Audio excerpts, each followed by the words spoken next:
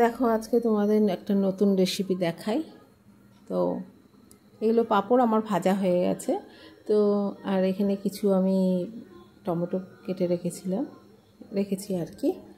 আর এটা তেল, এটা পাঁপড় ভেজেছি, এর মধ্যে টমেটোটা ছেড়ে দিচ্ছি। খুব সিম্পল রান্না, চটজলদিও রান্না। এটা গ্রেট করে আদা কুচি আর কাঁচা লঙ্কা কুচি এটার মধ্যে আমি দিয়ে দিলাম। খুব সিম্পল রান্না, খুব তাড়াতাড়িও হয়ে যাবে। যদি মনে হয় কোনো কিছু তরকারি করতে ইচ্ছা করছে না, এই তাহলে টমেটো, আদা গ্রেট করে রাখা আর কাঁচা লঙ্কা কুচি দিয়ে করতেই পারো। আর তার আগে পাঁপড়গুলো ভেজে নিয়েছি। তো পাঁপড়গুলো একরকম করে ভেজেছি। তো যদি তোমরা জানতে চাও এটা কিভাবে করেছি, তাহলে অবশ্যই আমাকে বলো, আমি অবশ্যই তোমাদেরকে জানাবো।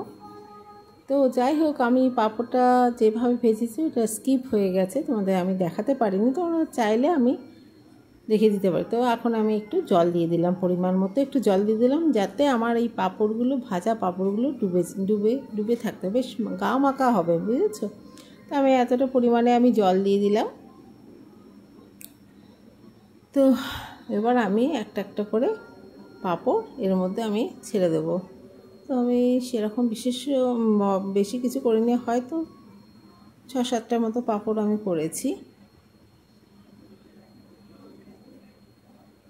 তো তোমরা চাইলেও একটু বেশি করেই করতে পারো। যাই হোক, এটা যখন ফুটে যাবে তখন আমি নামিয়ে নেব। বেশি ফুটলে আবার পাঁপড়টা নরম হয়ে গেলে ফেটে যেতে পারে, ফেটে গেলে ভেতরে জিনিসগুলো সব বেরিয়ে আসবে। তো যাই হোক, ঠিক আছে, চলো, টাটা, বাই।